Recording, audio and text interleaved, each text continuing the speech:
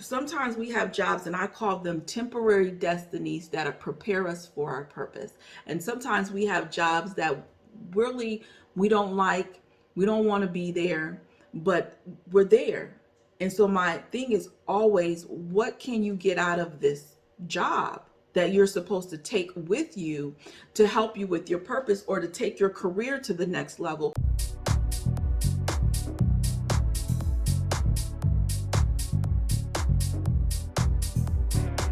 Welcome to another episode of Becoming with Angelina Watkins, where we are turning dreamers into believers and doers, where we are having open, candid conversations about how we've overcome, reached a level of success, and we're living life on our terms. And we're here to give you a fresh perspective and the blueprint to win at love, life, and money.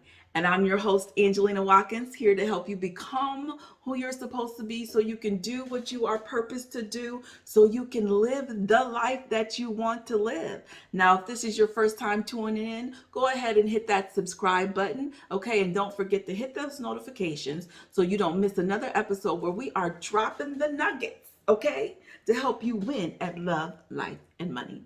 So this is a continuation of our employment series. And in this episode, we will get into how to write a resume, okay? How to write the best resume that you can write. But before we do that, I want to get into my thought prompt. And my thought prompt comes from my fellow podcaster, Darren Perkins, who has a podcast called Too Stubborn to Fail. And I want you all to check that out. It's a really good podcast, and I like it because it's similar to what we do over here, where we are talking about how you come over adversity. And so he interviews folks or people who are giving their story of how they are too stubborn to fail. They have not given up, and what they did to not give up. And so there was a clip though that I saw on a episode that kind of gave me a thought, and I said this will work really great with my employment series, and I want you to listen to it, and then I'm just going to talk about resume builders. That's my thought prompt for today, is resume builders. So take a listen at this.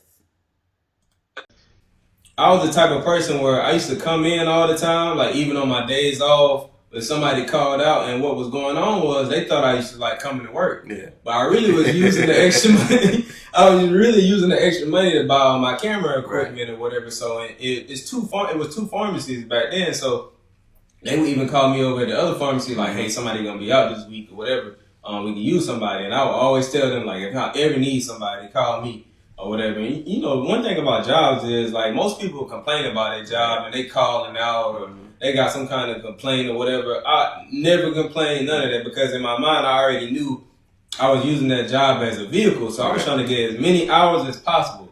Like overtime, I was just trying to do whatever, because I'm using this money to buy my camera equipment and all the stuff I need to leave. So I was using the job as a vehicle to leave. So they used to tell me all the time, man, you always at work. I was like, there's man, a reason for that. Yeah, I never told them, but in my head, I'm like, yeah, because I'm getting ready to leave. I'm coming in as much as possible to figure out how to get up out of here. So I remember.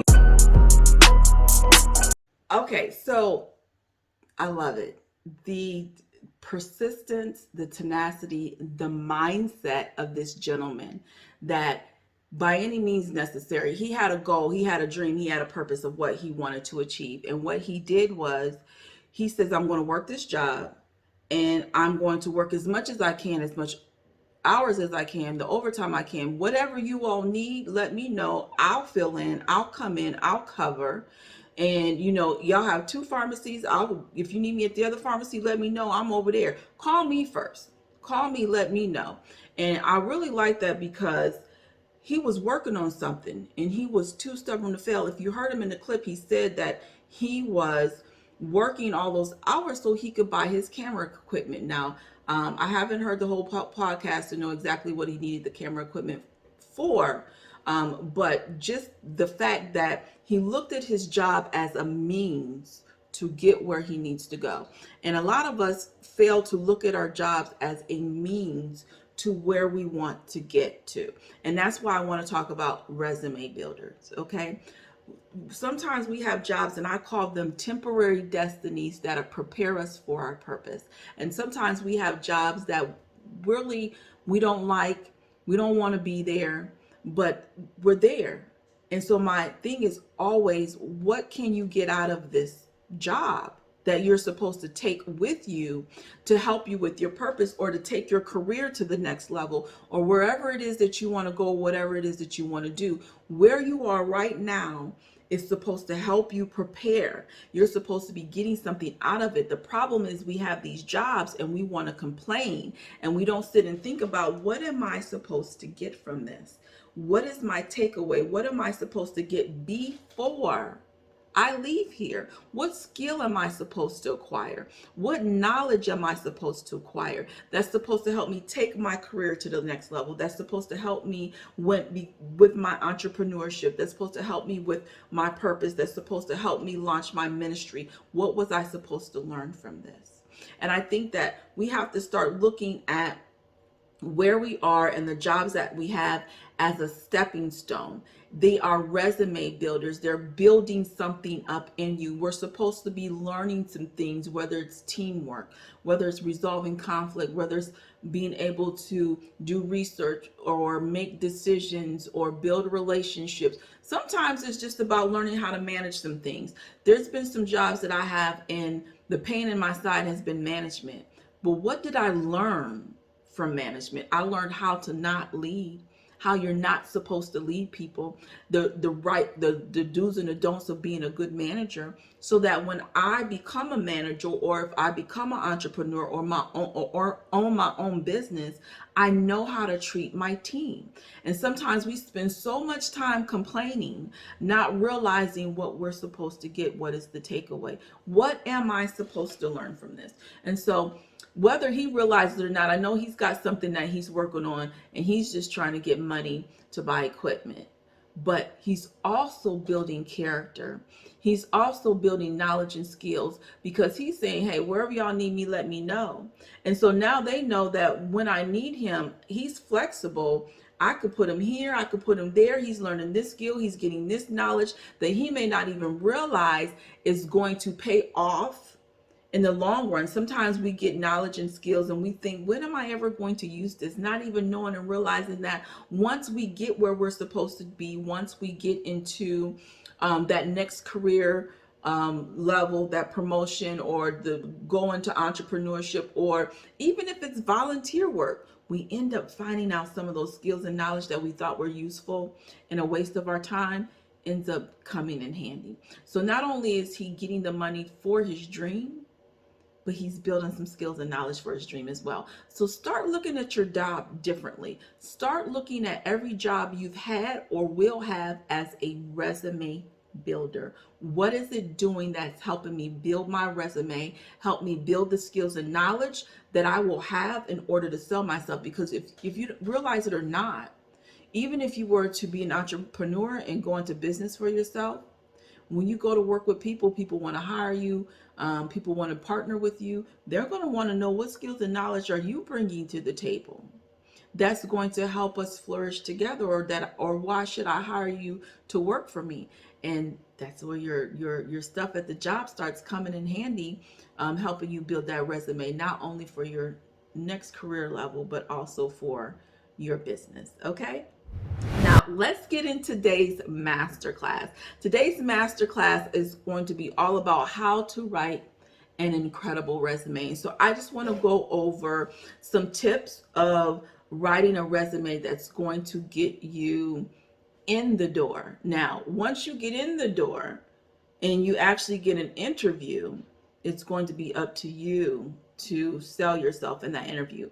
Now, I just did the last episode, episode 31, on the do's and don'ts, the 11 tips to a successful interview. So go check that out if you're in that process. But if you are having a hard time just even getting in the door, it may be your resume. So we're going to talk about the things that you need to have on your resume to make you stand out and get past the hiring manager, or not the hiring manager, the HR department, and on into that hiring manager's desk. So that's what we're going to talk about today. So just a couple of things when it comes to a resume. We have different sections of a resume, and some of these sections that I'm going to talk about are been around for the longest time, okay? And we have tried to change the resume some, but sometimes some old things work. And so we want to take a look at some of those categories and sections that you should have on your resume, that they're not a nice to have, they're a must to have. All right. And the first thing I want to talk about is just the header section. We want to make sure that, of course, we have your name and how to contact you, your phone number, your email. We used to put our addresses on there. Nowadays, they say you don't need your full address. We just only need, in this virtual world, the city and state in which you live. But one of the things that they're saying that you should now have on your resume that actually is very, very helpful is your LinkedIn profile link. How can they find you on LinkedIn? Now, that is optional because some of us are not on LinkedIn. But if you are on LinkedIn and you are using LinkedIn as a way to network and find job opportunities, then you want to make sure that you are including um, your LinkedIn link on your resume. Now, the caveat to that is, what does your profile look like? Because you don't want to include that link and your profile is not set up. Your profile is not showcasing who you are. You're not even posting things on your profile to like show who you are, what you can do. You know, what does your profile look like? So if you are on LinkedIn and you're going to include that LinkedIn link in that header, then you want to make sure that your LinkedIn profile is up to par. Because if it's not, and you're sharing that, and that prospective company is going to now look at your profile, and it's subpar, and it's not really set up, it's not giving them the information they need, or it's showing you in not such a good light, then you've just kind of ruined your chances to get on that hiring manager's desk. Okay, so that's your header. After your header, that you're still going to want to have what we used to call back in the day objective. Some people call it a professional summary or some type of 30-second pitch, but it's a short paragraph of maybe 2 to 3 sentences telling them about who you are and your experiences, what you've done in the past, what has been your years of experience, and just that kind of summary of who you are. So we don't want to get away from that. I think a lot of people have gotten away from that. They think that they don't do that, but that's a 30 pitch of, why should I read the rest of this resume? Why should I even consider you? Who are you and what do you bring to the table? So that's just a quick summary that you're able to give them, that 30-second pitch in which you tell them who you are and what you can do for them in the type of person that you are. Okay. Now, the section after that is a section that a lot of people eliminate.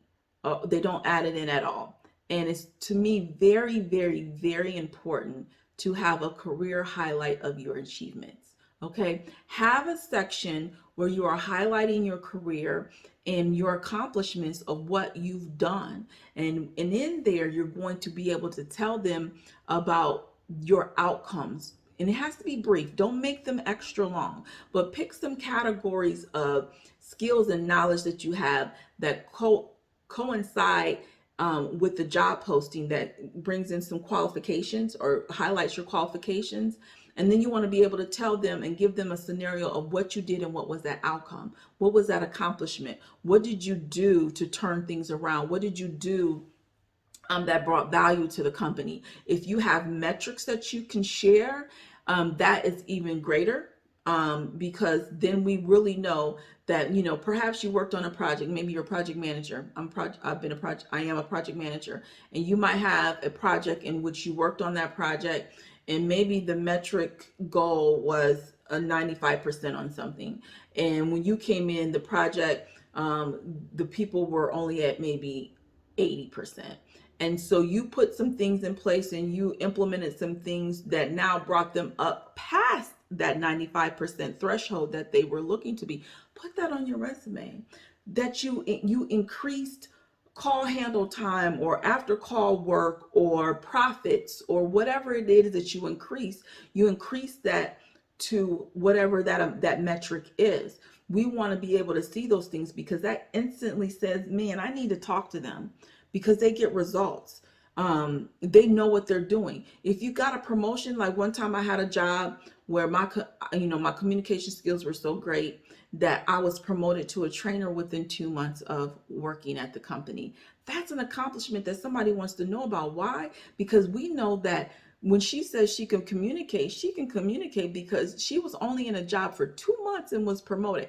And that's not something that usually happens. Somebody has to be working in their position for 6 months, maybe a year. They got to wait for somebody to retire or quit before they can ever get a promotion. But you go in and your work is so stellar that they say, hey, I could use you over here, that you're better suited for this position over here. That says a lot about who you are and how you're showing up in the work that you do. So you want to make sure that you have a section of career highlights or qualifications where you are highlighting your skills and your knowledge and showing your accomplishments in those areas.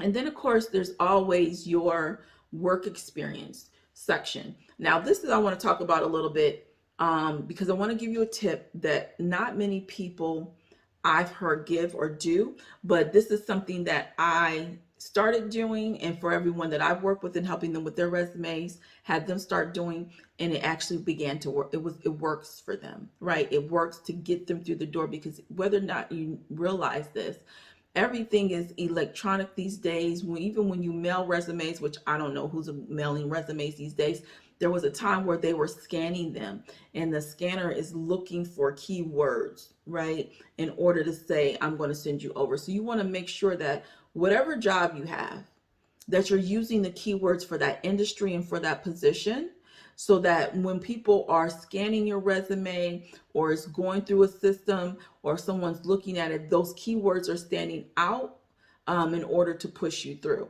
But one of the things that I realized and know when you're talking about your work experience and you're listing the bullets of what you did on the job, it's the wording. It's the wording that sometimes is not correlating to what they're looking for when they're looking over the resume to decide whether or not you qualify. And what I want to tell you is you have to speak the HR language. You have to speak how they talk, because when your resume talks or appears the way they talk, then they're understanding you, and that's what's going to help push you through. So one of the tricks of the trades that I've learned is when I do my resume, and I do tweak it some, but I look at the job posting, your current job that you have, what is the verbiage that they use for that posting? And maybe you don't have that anymore, but you can easily go out here to a lot of these career sites, look up the job titles, what is, and look at the qualifications and the responsibilities that these employers are listing on the sites, and look at how they're wording things. And you want to word things in a manner to match what the HR language, what is HR looking for, right? And I began to just start pulling my my responsibilities and duties from the job postings that coincided or to what I did on my job, and began to speak their language. Now, sometimes I would have to tweak some things, especially again when we're talking about the number of people we work with, any type of differences or metrics that we've met. So I've always made sure that you tweak it for your job, but make sure you're paying attention to how they're wording things, and you want to kind of use that wording on your post. And I'm telling you, it's going to make a greater difference when being able to get past HR. Okay. Now, one thing I want to tell you about making an incredible resume is there's still people putting things on their resume that's not needed. All right. We don't need you to put references available upon request. If they more than likely they already know that you're going to give them references upon request. But most people these days, I have very few jobs that I know of that actually ask for references, okay? But you don't need to put that on your resume. We want to put stuff like our volunteer work, our awards, and our honors. Oh, I forgot. Education section. Make sure you have an education section on your resume, okay? That you're listing your education, your degrees that you have, any professional certifications that you have, which brings me to what I was about to say, which is about awards and honors. You don't need a section of awards and honors. You know, anything that you have accomplished that is noteworthy, that's related to the job, because sometimes we want to list things that have absolutely nothing to do with the job, and the person hiring really doesn't care. They probably don't even know. So make sure that whatever honors and awards that are relevant to the job that you want to spotlight, you can put those things in the education section. Whatever certificates and honors that you receive from the work that you've done, you can put that in the education section. But we add a lot of sections in there that just aren't necessarily. Volunteer work. Your volunteer work section is not necessarily, unless your volunteer work is related to the job in which you're applying. Then you will want to put that on there. If you're volunteering for a volunteer position, you will want to put that other volunteer work that you've done in the past. But if the volunteer work that you've done has absolutely nothing to do with where you're going and what you're applying for, then then you don't need to put that on your resume, right? We don't need to know that you cooked at the soup kitchen, but your job has nothing to do with cooking, right? So make sure that what you put on your resume is relevant. And if you are an older person, you'll want to make sure that you highlight the last 10 years. Now, if you're 50, we don't need to know about the job that you had when you were 16. That does not need to go on your resume. One of the mistakes that a lot of people make these days still is that we want to have 2 and 3 page resumes. 2 is the limit. When you start getting into a book of 3 and 4 pages, that's just way too much. So limit it down to the last 10 years or the most relevant jobs to the job that you are applying for, okay? So though that is how you build an incredible resume. I'm losing my voice. Excuse me, sorry. So those are the things that you want to make sure that you have on your resume, and that you do in order to build an incredible resume that's going to get you past that HR robobot and onto the HR hiring manager's desk. Okay. Now, viewers' question of the day. It's actually something that a question that people have had, and I actually saw this video that I want to play for you. But the question becomes: do I still have to do a 2-week notice when I quit, or can I just quit? Because these days you do have some people who I've known people who gave a week's notice and they're out. I've known people to give a couple of days notice and they're out. So the question really is, how long are you supposed to give for when you are resigning from your current position? And do you really still have to give the 2 standard week time frame? But before I answer that question, I just want to play this TikTok video that I saw. So here we go.